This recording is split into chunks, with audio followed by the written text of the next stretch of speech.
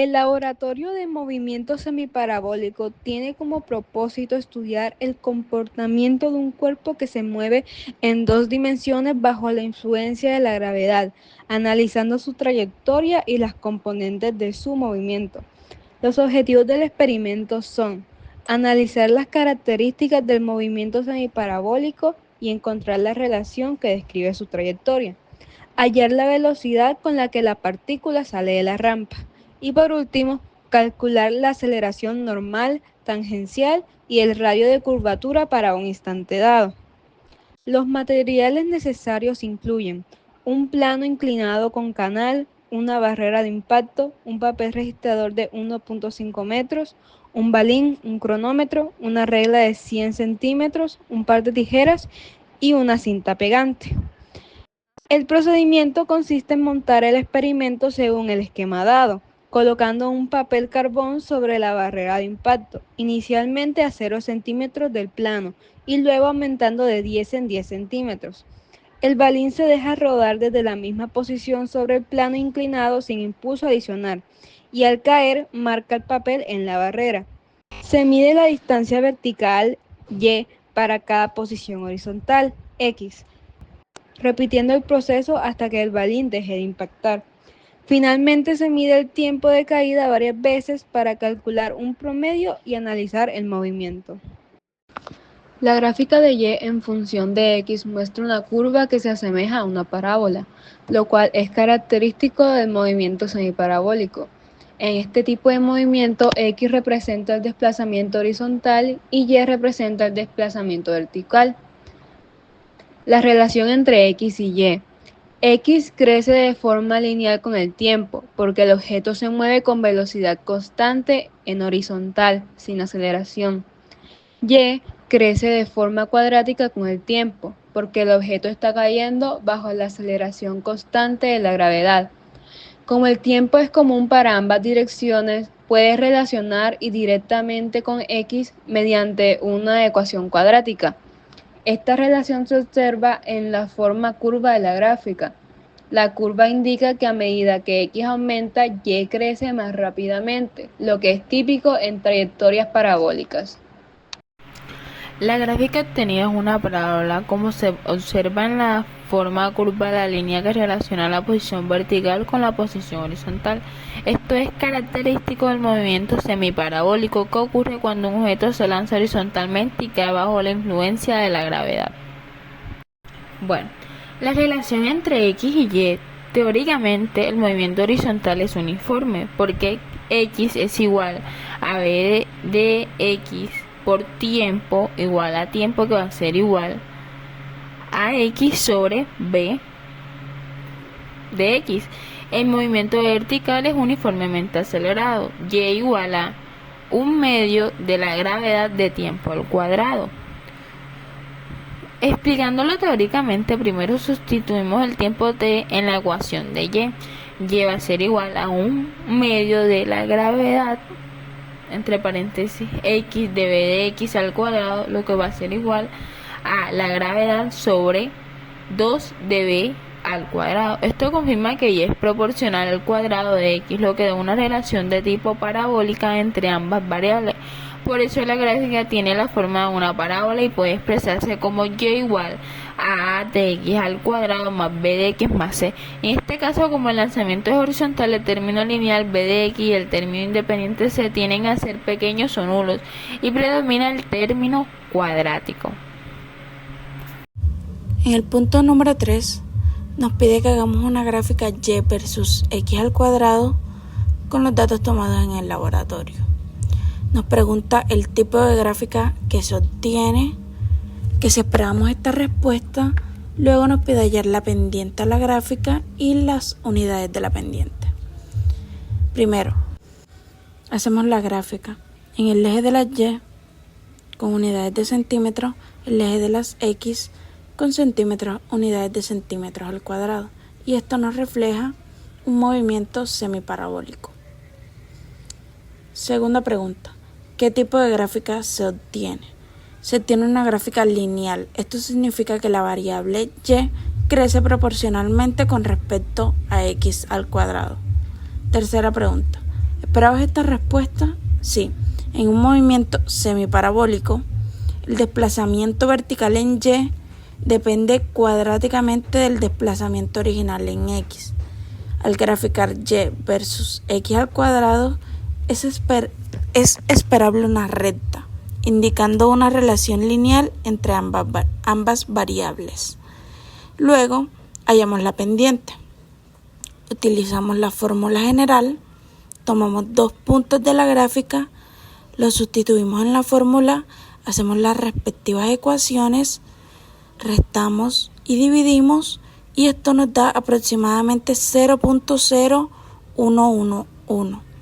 Y por último, las unidades que posee la pendiente son de centímetros sobre centímetros al cuadrado, o sea, centímetros a la menos 1.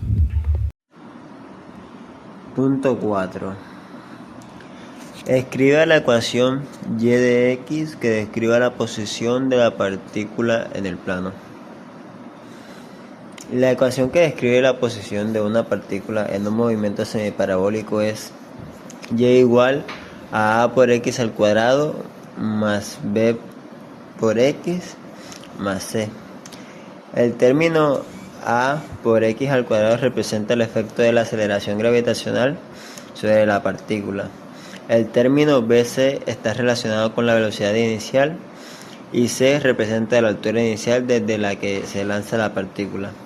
Aunque en algunos casos se puede simplificar, mantener todos los términos permite ajustar mejor los datos experimentales y obtener una ecuación más precisa para describir la trayectoria en el plano. Para hallar la rapidez con la que sale la partícula de la rampa, usaremos la ecuación teórica de la trayectoria para un movimiento semiparabólico, la cual es gravedad sobre 2 veces velocidad inicial al cuadrado por distancia al cuadrado. Entonces despejamos velocidad inicial y sustituimos. Esto nos da un valor aproximado de 21,0 metros sobre segundos. Para el punto 6, nos piden que con los datos del procedimiento 2 calculemos la velocidad con que sale la partícula de la rampa primeramente. Pues para calcular la velocidad con que sale la partícula de la rampa, es decir, pues el movimiento de la velocidad inicial horizontalmente, usamos los datos de la tabla y del experimento que hicimos, teniendo en cuenta que es un movimiento semiparabólico. Primero, pues tomamos los datos de X, de Y y de la gravedad. Y en este caso la gravedad la estamos tomando como 9.8 metros sobre segundo cuadrado. Para el segundo paso debemos calcular el tiempo de caída. Pero como sabemos que el movimiento vertical es caída libre, usamos la fórmula que es un medio de la gravedad por el tiempo al cuadrado.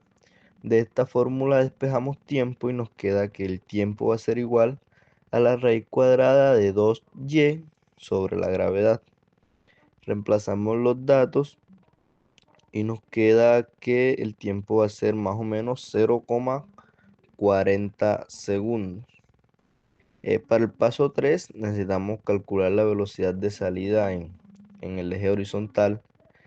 Entonces, como sabemos que en el eje X o en el eje horizontal es uniforme, la velocidad inicial va a ser pues distancia sobre tiempo. La distancia según los datos que tomamos fue 0.90 sobre el tiempo que son 0.40 segundos. Eso nos va a dar una velocidad aproximada de 2.23 metros sobre segundo. Ahora nos piden comparar el valor que obtuvimos con el del inciso 5, teniendo en cuenta que en el inciso 5 no nos piden calcular la velocidad, sino la rapidez, que estos son dos magnitudes diferentes. Nos va a dar pues un dato totalmente diferente. También nos pregunta que si esperaba esta respuesta. Pues la verdad sí, porque como ya lo dije, estamos calculando dos magnitudes distintas, por lo cual nos va a dar dos datos diferentes. Por último, nos piden calcular el error relativo entre los valores de rapidez y velocidad. Pues en este caso sabemos que son magnitudes distintas, pero podemos calcular el error relativo pues de solo la magnitud, sin tener en cuenta la dirección. Este error lo podemos calcular como el valor de la rapidez menos el valor de la velocidad sobre el valor de la velocidad y lo multiplicamos por 100 para que nos lo den porcentaje. Ahora, teniendo en cuenta, reemplazamos los datos y nos da un error relativo de 854,5%. Como vemos, este error pues es demasiado, ya que en el laboratorio existieron muchos factores que nos hicieron que el error relativo aumentara demasiado, como lo fueron el aire, el, el- el aparato que utilizamos para realizar el laboratorio no era totalmente sin fricción, era un aparato que tenía mucha fricción y pues esto nos aumenta el error relativo. También pues el cálculo humano nos hace cometer errores y nos aumenta más el error que tenemos al calcular. Para el tiempo medido hay la aceleración normal, aceleración tangencial y el radio de la curvatura. Los datos que tenemos son: la distancia horizontal fue de 82,2 metros, la altura inicial del lanzamiento fue de 0 metros, lanzamiento horizontal a nivel del suelo.